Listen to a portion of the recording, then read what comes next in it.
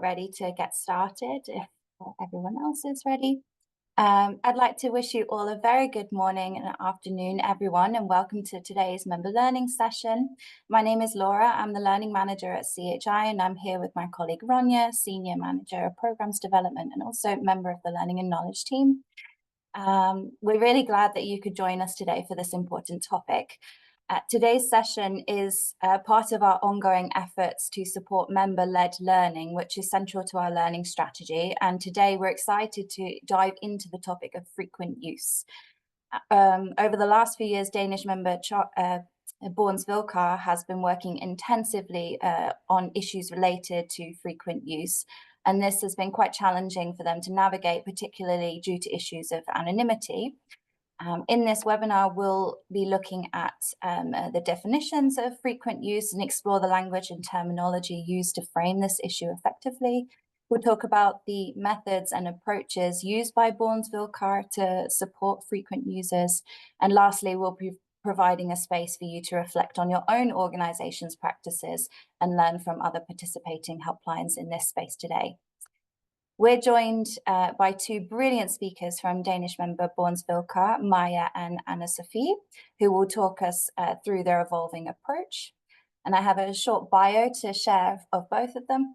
Anna-Sophie Switzer Jacobsen is a licensed psychologist, and before joining Børnetelefonen, she gained experience working with kids as well as in her own private practice. At Børnetelefonen, she acts as a supervisor at the helpline and is part of the frequent use team and works with quality assurance among many other responsibilities. Welcome, Anne-Sophie. And Maja Livkiar. Thank you. Perfect. Maja originally trained as a pedagogue and later earned a master's degree in pedagogy. Congratulations. Throughout her career, she has primarily worked with vulnerable children and young people facing diagnoses, substance abuse issues, and neglect. At Børnetelefonen, she's part of the frequent use team, as is Anna-Sophie, and the digital neglect team and the Trusted Flagger initiative, and acts as a supervisor at the helpline. Very much welcome to you both, and we're excited to learn from you. A quick few notes before we begin. We have 1 hour for today, so we'll be wrapping up in an hour's time. This session is also recorded. Please feel free to use the chat throughout the webinar, and also know that we'll have a space dedicated towards the end for Q&A. And with that, I would love to hand over to Maja and Sophie. Thank you so much in advance, and over to you. Thank you so much for that presentation, Laura. We are very happy to be here today, and we are glad to see so many people at this webinar. We look forward to talk about this topic that's very important to both of us, and especially Maja has dedicated a lot of time to this before in time. I joined later, and yeah, we're very excited. So first, I'll just introduce how we work with frequent use in Børnetelefonen. Maja and I, we work in a team together, and we're dedicated to the day-to-day running of frequent use in our child helpline. And also last year, we had the privilege to start up a development project that is running for 3 years on this topic. So we're very excited, and that's why we also have the possibility to work a lot with this topic. And we're aware of the fact that there's a big difference, of course, between time, resources, and possibilities at child helplines around the world to be able to work with this. So we hope that, and we aspire to make this webinar as relevant for you all as possible. Yeah, so we hope we'll do that. And also, yeah, if any of you is interested, I think the presentation will be available for everybody afterwards. Yeah. So you said a little bit about it, Laura, but our agenda today is to talk a little bit about our definition of frequent use. And then we will say something about how we work with early intervention. And then Maja will tell you about compassion fatigue related to this topic. And then you will be able to share your own experiences and say questions to us. Yeah. Great. So before we share a definition of frequent use with you guys, I'll just tell you a little bit about the background of how we landed this definition here. So I would say that we came from a more like person-centered focus. Like most of you, I think you have, it's more normal to hear about like a frequent user and terms like that, a repeated user. That's all person-centered terms. And here we try to make a move to focus more on the behavior or the coping that we think this is an expression of. So that's why we talk about frequent use instead of frequent users. So this is a big movement that we did last year. And also, in most definitions of frequent uses and related terms, they represent an objective measure, kind of. So it's like often you'll see a set number of conversations for a set time period that will define if a person is a frequent user or not. And what we did was we tried to move away from this and towards like more professional evaluation, where we look at concern for the user's development and well-being based on the conversation pattern instead. So this is more like, it's not so set, it's more like up to evaluation when we talk about frequent use or not. Yeah, in more general, we try to move away from more like a helpline perspective, more to a user perspective. And I hope you'll see that when you see the definition. Yeah, you can change my. So our definition of frequent use is consistent and repeated inquiries to us in an attempt to cope with one's own life, where the pattern of inquiries regarding content, scope, and/or time frame of the use raises concern about the user's development and well-being. So when we talk about frequent use, we see the consistent and repeated inquiries as attempt to cope with one's own life. And that's very important for the way that we work with this. And in our in experience and with great inspiration from the Australian helpline, we said often we see that frequent use seems to be a way of coping with a need for care and connection. So this need for relating to somebody and feeling the care from somebody. So that's often what we see could be the reason for why they reach out. We also see different reasons, but this is like the main topic for all of them. Yeah. And also when we talk about, like you can see in the definition, when we talk about frequent use, we evaluate that the pattern of inquiries regarding the content of the inquiries, the scope, and also the time frame raises concern about the user's development and well-being. So this is also important, for us to see it as frequent use. And so that also means that sometimes we can see behavior where somebody uses our child line consistent and repeated in a period, but if it doesn't raise any concern for us, we will not talk about it as frequent use. So for example, it could be like young girl whose parents are going through a divorce or something, and then we see that she contacts us regularly over a period, but we're not really concerned about her because we see that it works quite well for her to talk to us and she's supported by us in this period, and that's why we don't really act upon it. Yeah. Yes, I think that's it, Maya. Sorry, it's just Maya has to change the slides. We're not in the same room, just so you know I am talking to her. Yeah. Okay. So I'll just say a little bit about why we did this change to land on this definition that we have now. One of the reasons is that we think it's more ethical to talk about the conduct or the behavior as the problem and not as the person as the problem. This also is corresponding to our view of children in general, and I think that's also up in the time to see it like that. Also, we think that when we talk about behavior and coping and not about person, it's more it promotes a greater possibility and or hope for change, so that it's easier for us to work with how can we change this behavior instead of how can we change this person that keeps contacting us. Yeah, and then also this definition where we don't have this set time period that's very long, or that they have to contact us a certain amount of times before we can do something about it. It makes it able for us to do more preventive works and initiatives. So this is also a reason why we did this change. Yeah.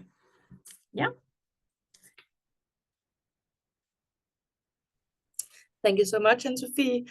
And I want to talk a bit about how we differentiate between when to act and when not to act. And Sophie brought it up a bit earlier, because as she said, it's more than okay to contact the child helpline more than once. I mean, we have kids who are in different circumstances in their lives where they need this. And also, as long as you contact the child helpline as yourself, and I don't mean maybe you change your age, I mean, that's okay, but as long as like the issues you talk about are issues that you're experiencing yourself, then we think, well, you mean that, then it makes sense for you. And then we're like, no wild stories. And what we mean, we can also call it fake chat, but we don't really like the word fake chatting because it has a very negative ring to it. So we call it wild stories, where a kid will contact us with many like different wild stories. And I mean, as long as they don't do that, and wild stories is, in our definition, things that hasn't happened to them, then we will give them quite a long line, because we see, okay, this makes sense for you. You seem to get something out of these conversation. And also, we actually see that a lot of them, maybe they'll contact us like 10, 15, 20 times a month for a couple of months, and they'll be like, you know what, I use you a lot. Often they will let us know, right now I'm using you a lot. Where like the people who maybe contacts us 3 or 4 times a day or even more, they will often deny and say, no, this is my first time. So like there will be an honesty from the child, and you will have a great conversation, or they'll say, you know what, I talked with you a couple of days ago and I got this really great advice and I tried it, but it was kind of hard. So we can give them basically like relevant conversations, which is very important for us. When we act is, again, a number of very concerning conversations. And like, this is not one or two, but right now we have a man who is out of our age group contacting us and telling us about he wants to cut off his penis, for instance. It's like some very, very rough conversations. A significant rise in the numbers of conversation within a short time frame. So again, this is not like 10 conversations in 3 months. This is like maybe 15 conversations a day for a week or something like that. Then quite quickly we will react to that. And then also number of conversation over time. And that's just like, we have some that maybe like have 20, 40, 50 conversations over a long period of time. And all three, like content, scope, and time frame, all three of them don't need to be present. So you can have some where we say, okay, like in scope and time frame, then we will see this as a frequent user or like frequent use, or you can have like content and scope. So all three don't have to be present at the same time, but 2 of them has to be at least. And we are very fortunate. We have this monitoring, one more, I'll just do like this. 1 second, yeah. We have this monitoring possibility. And it was basically, it was developed to be an AI. The AI part didn't really work that well. But what it does, it gives us like an overview of all our conversations. Right now it's on text and chat, and hopefully soon it will be on the phone as well. So what we can do here, like we can clean all our data. So basically all of our conversations, when the volunteer has a conversation, they will register the conversation. And a lot of our frequent, like people who have frequent use, they don't recognize. So it'll just be like a normal conversation. What we can do here is that we can say, oh, like it is a conversation, but we can take the topic out of our statistic. So for instance, if we have a person contacting us every day about self-harm, then those numbers won't be a part of our statistics. So that's a really great tool for us as well. And then, oh, sorry, sorry. And also we can see like if a person contacts us and they change their identity, and what that basically means is that they change their age a lot. So like, for instance, this person that you see on the top, she has like had 9 different ages while contacting us. And then also you can see how many times has the person contacted us within a month. And it's very important to say that this is not like answered conversations. This is like how many times they tried to get through to us. So maybe she had like 20 conversations and then like 8 conversations where she didn't get through. And then also we can give them a name. And if I were to press on that name, I could just search that person and see how many conversations they had within like 3 months. And what it also does is it has like chat, text and chat. So like I can put both of them together. So I can see, okay, so between 2 platforms, she had this many conversations. So this is a really, really great tool for us. And it's a big help for us in our monitoring. Because the thing is, when doing early intervention, we kind of need, we kind of want to do it with the people who needs it the most, basically. Yeah. And Sophie? Sorry, just had to unmute myself. Yeah, so I will just say a little bit about how we determine which form of intervention we believe make most sense in regarding a certain user with frequent use. So yeah, Maya, you can just put on. Yeah. What we do is that and again, we know that this demands a certain amount of resources, and we have that right now, so we are very lucky. But we have weekly conferences in our team where we do like an analysis, a discussion regarding certain users, where we talk about and discuss what do we see about this user's inquiry pattern, what do we think about it, and what do we do about it. So this is just to have a framework or something to go out from. And what we normally do is that one of us prepares the what do we see part, so that for example, Maya would look into one user, looking at the monitoring scheme that she showed you before, and seeing like how often does this person contact us, what is the content of the conversations, and so on. And then we will present it to the group so that we all know what do we see about this person's frequent use. And then we will answer different questions together, like, for example, what do we think this person is coping with when the person is using us, the helpline. And that covers what do we think about it. And then in the end, we discuss what will we do about it. And this is where I will say something about what we believe we can do in certain situations. So this is what we end in our conferences. And we have different tools that we can use. And one of them that we use the most, I would say, also another one that I will mention later, but that is what we call, it's a bad name, but we call it intervention conversation. And basically it is that normally in our helpline, we have counselors talking to the children that contact us. And then when we do an intervention conversation, it means that one of the staff from the team, we are me and Maya and one other person, Andreas, then we can take over the conversation and then talk to the child directly. So this will mean that it's kind of outside of the helpline, and it's more like behind the scenes that we work with the kid. And then we will usually, when we start it up, we will just let them know who we are and that we are concerned about this kid and how they use us. And so we will have a talk with the kid about all of these things. And sometimes we have to plan more conversations. Sometimes we give them our phone number so that we can be in touch like that instead.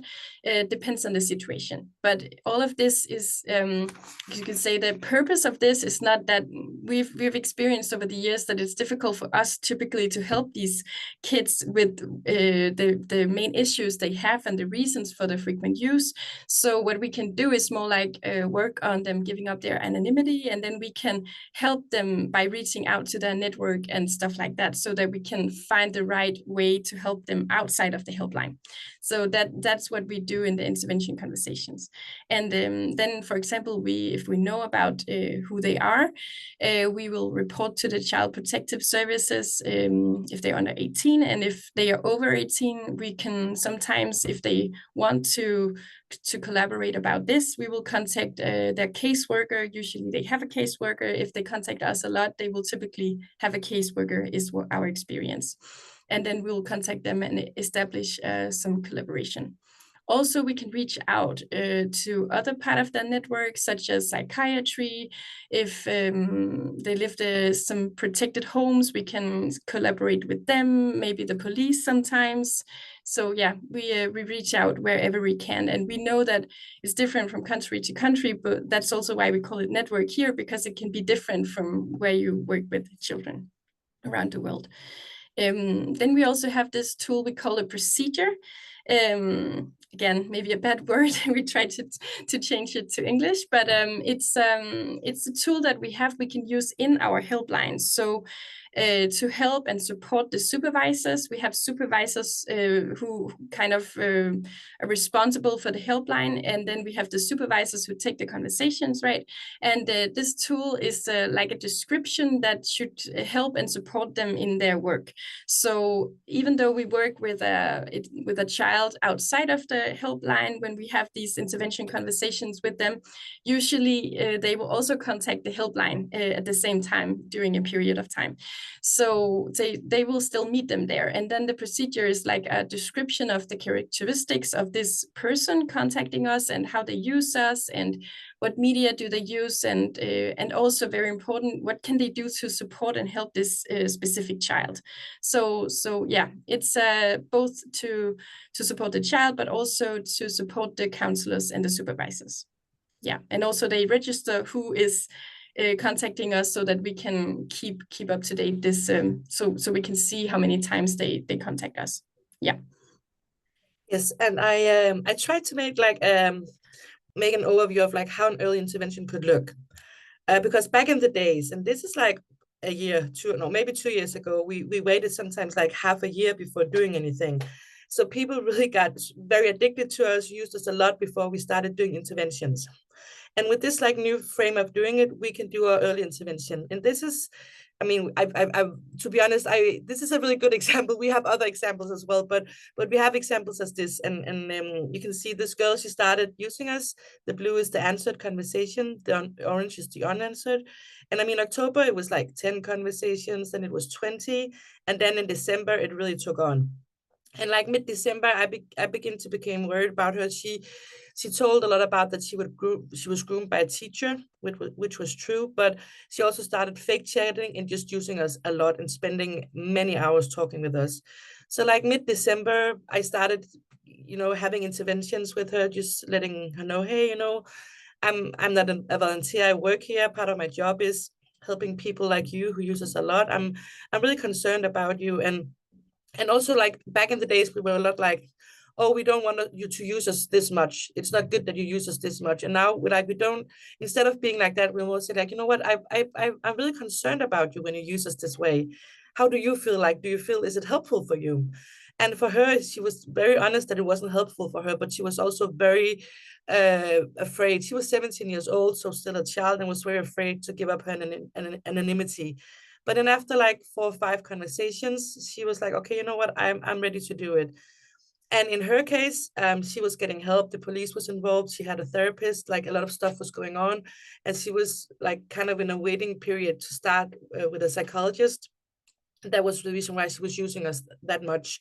And she herself could feel that she was kind of getting addicted to us. So what we did is that within like 3 or 4 months, I had 5 or 6 conversations with her, and where we talked about what can you do, just like trying to give her, like, what can you do when you get the urge to write to the child line, what can you do instead?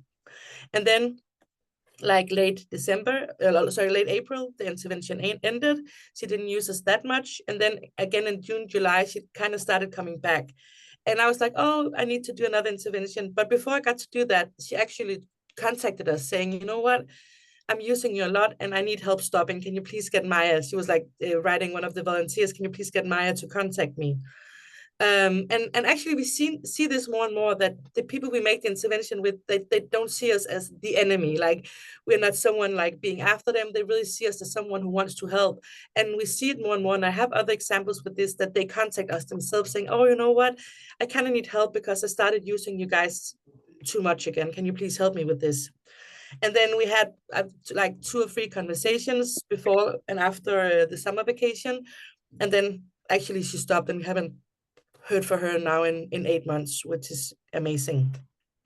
But this is just to give you like a perspective of why we think this is so important.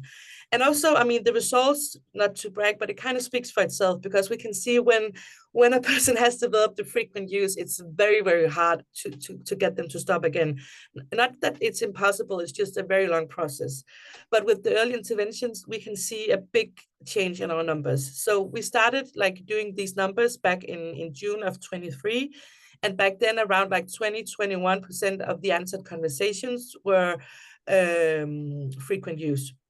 And now this month, it's like 15.9% of the conversations who are frequent use. So that's a big fall in numbers. And also we can see that like over time, there has been a reduction per day. So like now, today, we spend like 5.5 hours less speaking with frequent users than we used to. And I mean, for us, this is a great result, because it means that some kids actually got the help that they needed, not using us, and hopefully others as well, the other anonymous helplines. And also we get the possibility to talk with more unique users. We always have kids who's in line to get through, and kids we can actually help in a better way. So this is like the results and the numbers we have. And now I just want to talk a brief, and again, I know like we have so many stuff we want to tell you. I know the tempo is really quick, and again, you will get all the PowerPoints, but it's also very important for us that we can have some time in the end for like a discussion and for all your great questions. And compassion fatigue can affect everyone. It's never about pointing fingers. This is very important because a lot of people can feel a lot of shame. I'll get to the definition soon, but can feel a lot of shame when they feel compassion fatigue. So it's very important never to point fingers at the behavior people exhibit, but to be like curious about it and to be supportive.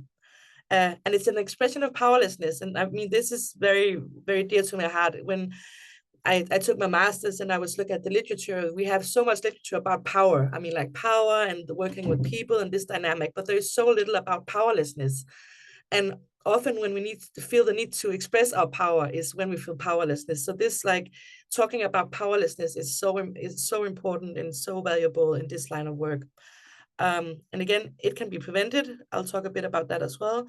And then compassion fatigue can arise and affect individuals, institutions, cultures, and entire systems.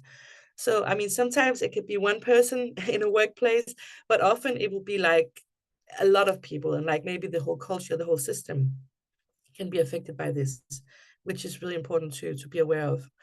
And some of you may know the definition, some of you may don't, but all of you have met it. I mean, we see this portrayed in literature and movies like all the time. It's just called something else. It's called evil. It's called stress. It's called all sorts of things. But in the end, all of it is an expression of the same thing. If you ask me, I mean, this, and the definition is it occurs after prolonged exposure during which the helper's engagement and empathy are gradually worn down, leading to fatigue and/or exhaustion when encountering people in need of help. It's important to say that there hasn't been, I mean, there is like research done in this field, but unfortunately nearly not enough. We have some good Danish research, but it hasn't been hit public in English yet, so I can't really share this. So this is also kind of an old definition, but what it's important to understand is it talks about how our feelings are affected when working with people in need. And compassion fatigue is often overlooked and misidentified as like other phenomena such as stress and burnout. And again, what does it look like? I mean, it can look in so many ways. And for instance, how we often see it is it manifests as over and under involvement. And like over-involvement, a lot of people feel like, how could that be? But like, it's a way to cope up with your powerlessness. Because, for instance, if you have a person that contact you, if we take it in the scope of frequent use, that contact you like 5 times a day with the same thing and the same thing and the same thing, the powerlessness you can feel, you can try to cope with that with like being like, okay, we need to help this person. Also, like in the working field, people will work harder than maybe they should do, or do more than is required, or like bring home the work, which can resemble and lead to stress. And again, I mean, it's always good to go the extra mile. It's always good to do something extra for the people you meet on your way as a professional. But what can happen here when it's involvement is that it's going to take a toll on your own emotions and your own feelings. And then it can lead to stress and other health issues, which is really bad for you. And in the end, also for the people you're trying to help, because you'll have to distance yourself from the work to protect yourself. Or it can lead to under-involvement. I think this is how like people talk about it most. So in an attempt to cope with your powerlessness, because it's so hard for me to speak with you when you're in so much pain, or if you talk bad to me, or if you have like, I don't feel that I can help you. So I will emotionally distance myself from all my feelings, including care and empathy. And it's so important to say, like, I mean, like, I haven't met one person who worked at a child line or who worked with people, vulnerable people, who started out being like, I want to come in here and be like super hard and want to be super cold. I mean, everyone doing this line of job started out with good intentions. And we need to be curious about what is it that's going on when these good intentions kind of disappear and we suddenly experience people being like, oh, he's beyond our help, or she's crazy, like starting to talk about people in very bad ways. And often this can be a part of it. It can also be like placing your sense of powerlessness in another, being like, oh, he's beyond reach. Oh, she's someone who cannot be helped. And when you place your powerlessness in others, then you could be like, you know what, I can't do anything. I mean, it's her own fault that she's like this. And it can feel nice because then like I'm not to blame. And it's of course not about talking about blame, but then also like I can't do anything to act upon it. So it's also a way of like manifesting your powerlessness, basically. And then it's in the language, we are very concerned with the language. It's about like speaking negatively to, with, and about people one is supposed to help. And it's so important for me to say that it's very important that we have a language, and it's so important to be able to share, to say, I feel this is very hard, but there's such a big difference in saying, and I mean, all of you know this already, but there's such a big difference to say, I feel powerlessness when I speak with this person, or I don't know what to do, instead of seeing she's beyond help. She cannot be helped. She's crazy. I mean, it's two very different ways of talking about your powerlessness, and it will manifest in your behavior in very different ways. And how can we address and prevent compassion fatigue? Well, like the best cure basically for compassion fatigue is care. That you are in a work environment where you're taken care of, where you experience that people care about you, that people are interested in hearing about your tough conversation. But it's also very important to say that it's not like, because someone will be like, oh, then it's just, if you feel like compassion fatigue, you just need to do a lot of self-care, you know, go for a walk in the woods or meet up with friends. And I mean, self-care is always good, but it cannot stand alone. It's very important that you are in a caring environment, and that your bosses and that the environment around you takes care of you as well. And again, the language, focus on how our language is, how we use our language, and even that we have a language. Last year, we made a magazine for all our volunteers about frequent use and compassion fatigue. And afterwards, some of them has come to me and be like, oh, you know what, Maya, I really feel compassion fatigue right now. And it's so good, because before they didn't have a language for it, and now we have a common language, so we can kind of talk about it with each other. And when we can talk about it, it's also the best way to prevent it. And again, being curious about each other's conversations. And we really try, and when we have volunteers, and if I can hear and a volunteer like starts to talk in a kind of in a harsh tone, or being very rejectful to the child, I will always be curious, like, what's going on, and what did you feel? And like, instead of being like, oh no, you can't do that, don't talk to them, like I will always be curious and like, how do you feel right now? What's going on within you that made you act this way? And then again, it's so important to ask for help when someone is in a difficult conversation. This is for all the volunteers. And again, for us who work with the volunteers to create this environment where this is even possible. And yeah, and then this is just like for the way we work, that we commit to approach every challenge we face with both ethically and professionally. And ethics is really important to have with you. For instance, like, is this a problem only for us, or is it also a problem for the other person? So we like the ethical approach can be a great help, because it kind of you need to distance yourself from your own feelings when you approach stuff ethically. So that can be a great help as well. And then again, we talk about and are curious about the behavior we encounter in ourselves and in others. And it kind of goes back to definition, right? Where we talk about behavior instead of the person. And you can say the same for the people working with frequent use, the people meeting frequent use, that we need to be curious about their behavior. Like, they aren't bad people. If a person in a conversation acts in a certain way, it's not because that person is a bad person, but that person has a behavior we need to address, and we need to be curious about what is this behavior, like, what does it mean?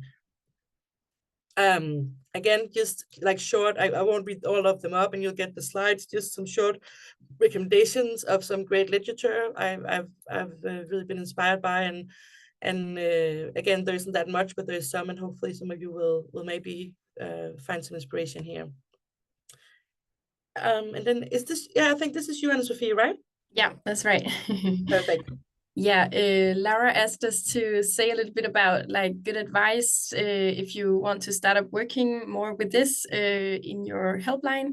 And we think we discussed it just a few days ago, and what we talked about is that probably the most important thing is that you start by choosing key workers with responsibility for this area so that you have time and energy to focus on it.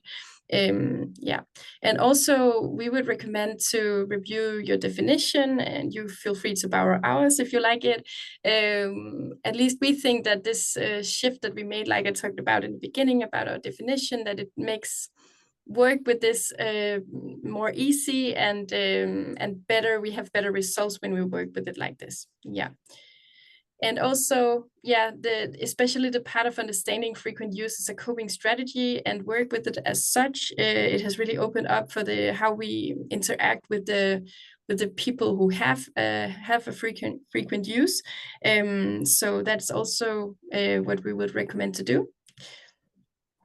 And like I was saying a little bit about before, if possible, you can prioritize to work with the frequent use behind the scenes. So what we experienced is that working with it outside of the helpline, like in the intervention conversations and also working with the network and stuff, that's where we usually see the best results. So not in the direct contact between the counselor and the child, but more like if we as a team that know a little bit more about this can go into it.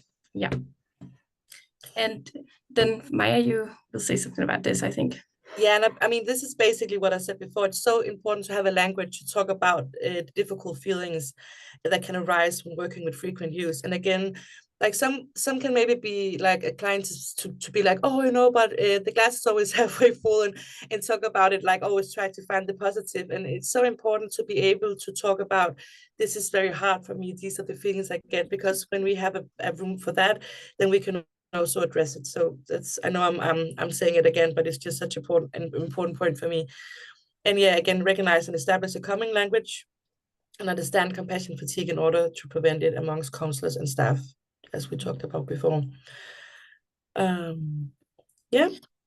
And then I think we would like to almost close up with just a quote from one of the people that we are in touch with that has a frequent use right now in our helpline. And he says, for the most part, it doesn't help me much. It's like digging for gold. You're allowed to hope you'll find something, but most of the time it ends up you end up not finding any.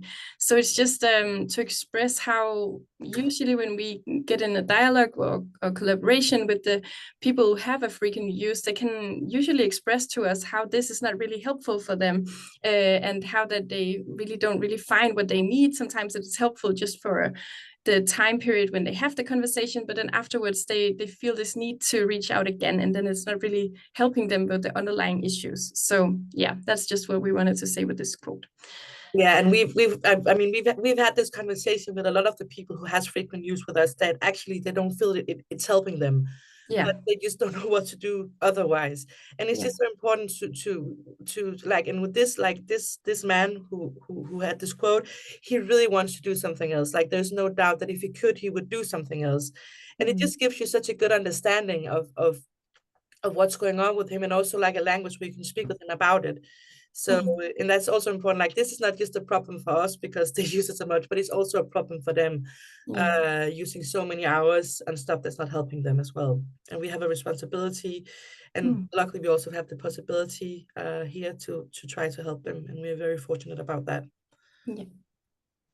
And now I'll give it up to you. Do you want me to continue sharing, Laura, or do you want me to stop the PowerPoint? I think we can stop. Yeah. Thank you so much. This was I will save some of my thank yous for the end, but I really enjoyed your presentation, and I loved how you brought in the different perspectives to frequent user. Just thank you so much. We have 10 minutes dedicated now for questions and answers. Any burning thoughts that you have on your mind after this presentation? And first I would like to check, is Franciscus from Lifeline Childline Namibia in the room?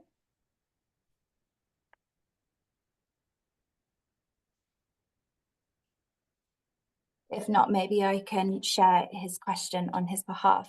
Franciscus is a psychological counselor from Lifeline Childline Namibia, and he had written to us to say, what are some of the prevailing characteristics that counselors need to know about frequent users, especially in adolescence? I think, Anne-Sophie, will you take this one? Yeah, I will try. Like hopefully it has been clear during our presentation, we tried to move away from the characteristics of the person and more to talk about the behavior, right? So this is just to, yeah, but still we have, of course, we can see some common traits in the group of people that has or develops a frequent use of our helpline. And it's important to say that the characteristics might be a little different from the characteristics that we see in the research. This is what we experience in our helpline. And of course, that can be different.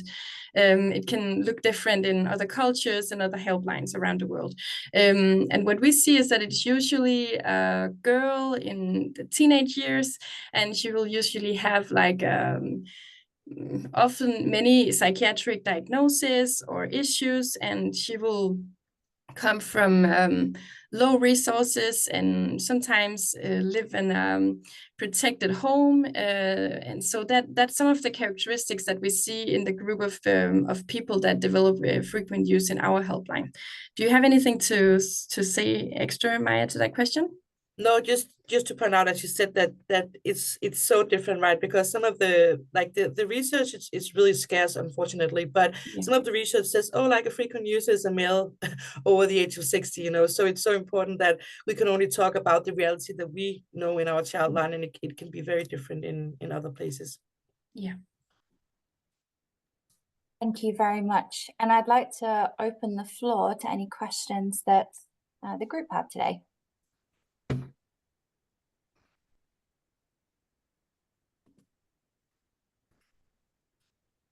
I'll Catherine. ask a question. Yes.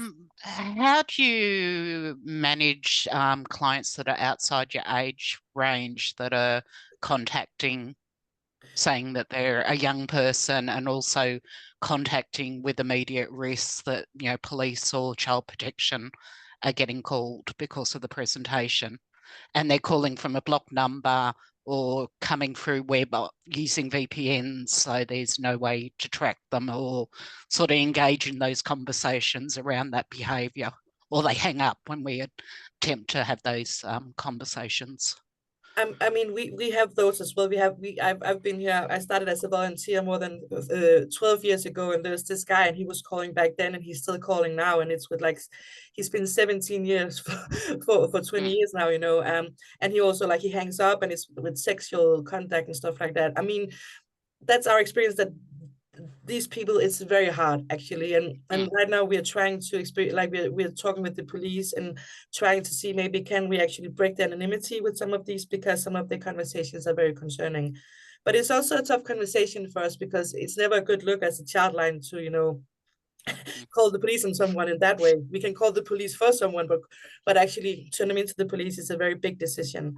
We have had others. We had a man who was a pedophile who was 55 years old, and he wrote to us as a child, and it was very clear that there was something sexual in this. And actually I started confronting him, not like being like being in a bad way, but just saying, hey, you know what, I get the feeling that you're not a child and that you're an adult, and you know what, I still want to help you. And it took more than like 1.5 years, but then one day he called, he was also calling, and I took the phone, and I was like, you need to tell me who you are. And then he actually did, and I've been in contact with him and with his caseworker, and his caseworker got him in contact with like someone who practiced sex, like with sexuology, so she could help him. And then also I told him, you cannot contact us again. If you do, I will call the police on you. So like, and actually, helpful, but also very like, but I mean, it took some time, and we have others, and it, like, this is not a quick fix, but what we can do is, it's again like make a procedure where you protect the volunteers as well as possible. It's my best answer. Yeah. And this is also an example of Maya. You've done that many times. You're very much into the day-to-day work with these this use, frequent use. And what you've experienced is that giving your phone number early in the intervention period And then sometimes I don't know how many it worked with, but it has been a few that after a while, when they feel ready, they reach out to you, and then you can have a dialogue and some is like the collaboration. first time, and someone like I just had one. It took 2.5 years before she was Yeah. ready, and then she finally contacted me, and then we Yeah. could help her. Yeah. So yeah.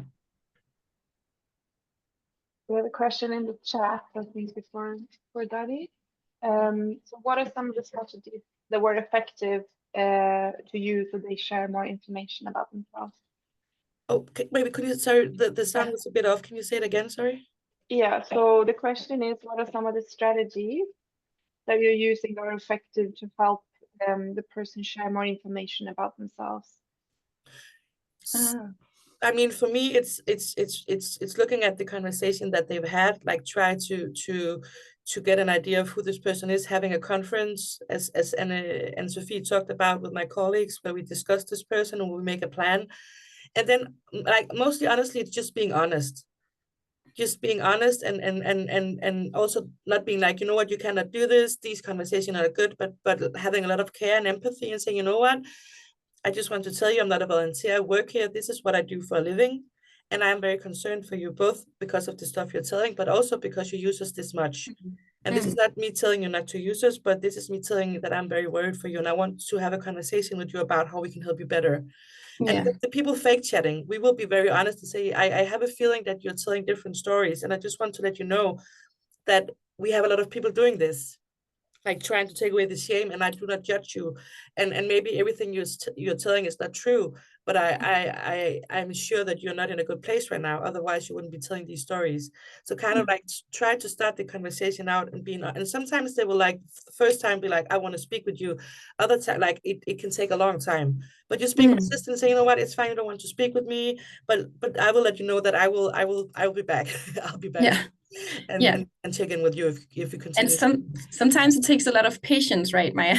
And I mean, I think what I've seen when I've been here is also that when we are honest and when we kind of see and give back to them what we see of how they suffer and what they are doing, how they are acting, it's like some of them finally feel seen in what they do and what they experience. And our experience is that helps a lot to get this relation to be able to help them forward. And it's a balance, because we talk about that a lot. We need to create some kind of relation with them, because we need to be able to, they need to trust us somehow and trust that we want the best for them. But also we don't want to put them too close, because we also want to help them get help other places. So it's like it's a balance, but we need to get them close to us some way to be able to do that. Yeah, so that's a balance we very And I mean, that balance could be like, I have one, and I've been speaking with her for 2 years on and off, and she has like a caseworker, there's a lot of stuff going on, but then maybe she like, oh, can you call me? And then I think I speak with her like every 3 months, just like checking in, or I can call and say, oh, I can see like your use has gone up, and she's like, yeah, I know, I'll and then we'll talk about it, and then it'll go down again. So like, it isn't like a close relationship, but it's just like we can reach out. She can reach out to me, and I can reach out to her when we need to. And again, other times we do these intervention conversations for a short period, and then we stop it. It's depending on the person and the situation. Yeah. Can I also have a question? Of course. I think Daddy was first. Oh, sorry. Maybe. Yeah, That's fine. We'll do you after. Thank you. Thank you. I just also wanted to hear what or how to handle this better. We have a particular caller. It could be in his early 30s, and the moment his call comes through, it's just profanities. He's just telling you things that you shouldn't be talking about, and no matter how you plead with him, he will not talk about anything else. At the same time, one of our tenets is confidentiality.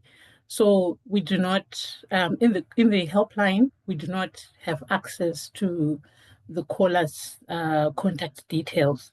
So they have to give them to us if they choose to. So this particular guy will never do that. He will just call. We run 24 hours a day, so he'll call throughout the night shift, and also throughout the day shift, using the same exact words.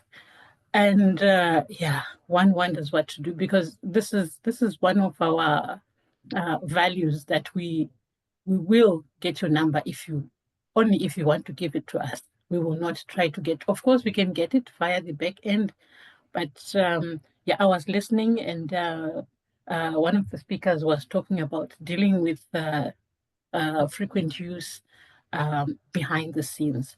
So I'm just wondering how would do this. We do not have his number. He will not give it up, and he does this all the time. And yeah, I like the term compassion fatigue, and I like that there is a term for it. At least it makes it easier, even when we talk about how to handle this. But I would like to hear your thoughts on this scenario. Thank you.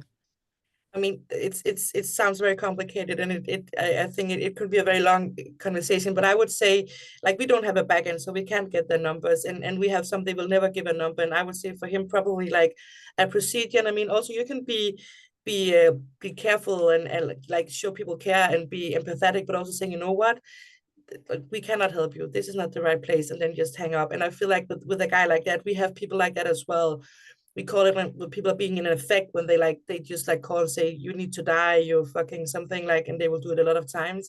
That it's a lot about taking care of the staff and have a procedure where you try to limit it as much as possible. But I mean, again, this is not a quick fix. This is a very complicated area, and like conversations like these are very complicated. And also, I mean, you have all your values, and then again, sometimes you need to break those values, but you need to be honest about it and say, you know what, if you keep on doing this, we will need to try to figure out who you are, because what you're doing is very violating. And I mean, we have also done that in some instances, because to protect our volunteers. Yeah. But yeah, and to protect the helpline, actually, yeah. also. Yeah. Exactly. Okay. Thank you. We're going to take a final question from Blanca before we finish.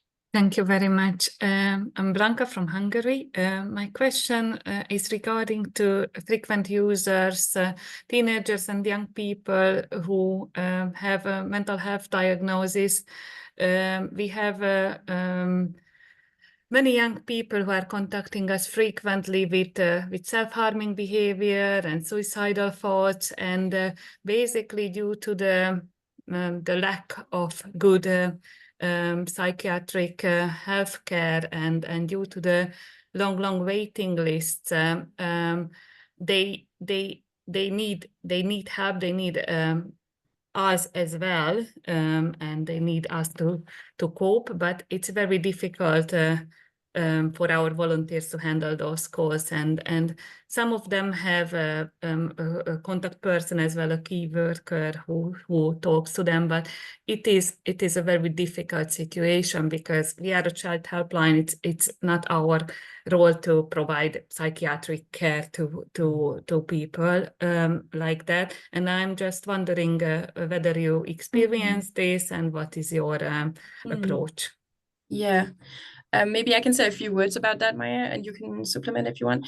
I would say yes, definitely we experienced that too. And I think our approach is like related to what we've already said. So of course we do what we think we can do just from counselor to child in these situations, is that we can help with the acute, the specific situation. If they have like they want to self-harm, or they want to do something bad to themselves, then we can reach out to the, I don't know, the hospital, or the police, or whatever is needed. So we can help like that in the situations. But I mean, the work with more like I mean, what we talked about before, like the work behind the scenes, where we go out, reach out to the network, is that that's the work that we will believe is more helpful in the long run. So that makes sense. We kind of separate between what we can do here and now, and what we can do to help these issues go away. Because as you say, of course, we cannot, as a child helpline, help with these issues, like the reason for them coming. We need And other also just have a conversation about the conversation and be honest and say, you know, I really want to help you and we can have this conversation, but I'm also wondering if it really helped you contacting us, then you wouldn't be contacting us. You know what I mean? Like, and for a lot of these people, especially with self-harm and suicidal ideations, like it helps them in the moment, but as soon as they're not in contact with us, they feel the same. And have a conversation with them about that, basically. And also just having a very like clear frame and say, you know, I really want to talk with you, and what I can help you with is this. I can help you with what you can do to manage your thoughts or how you can get the help you need. So be like very clear on the frame and like still being very warm and meaning not just like shutting them off, but just being very clear from the start. This is how I help you the best. And I'm the adult. I have a responsibility not to have a conversation with you for 3 hours about all your suicidal ideations without telling you how you can get resources or what you can do to distract yourself. Having a clear frame, and it also often makes it an easier, better conversation for the volunteer. Is our experience. Yeah, exactly. Thank you. Thank you very much, Blanca, for that really important question that you brought. This brings our question and answers round to an end. We're at time. I would like to invite you, if you have any more questions, please feel free to share them with me or write them directly to Anna-Sophia and Maya, and they'd be more than happy, I'm sure, to share their perspectives from Denmark again with you. I would like to say a huge thank you to you all for joining us today on this webinar about frequent use. And also, of course, I'd like to give a very special thank you to our speakers, Maya and Anna-Sophie, for sharing your deep insights, your tools, your reflections, the case studies that you shared. It's really given us a valuable perspective on such a complex issue that many child helplines across this network are navigating. I hope it sparks some ideas.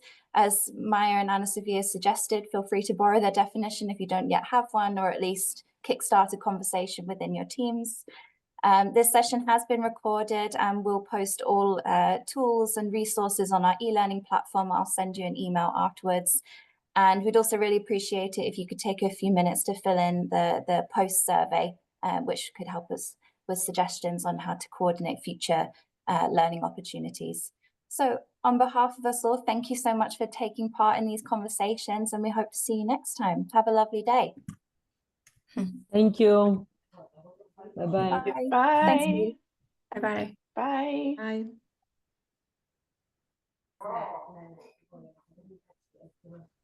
Bye.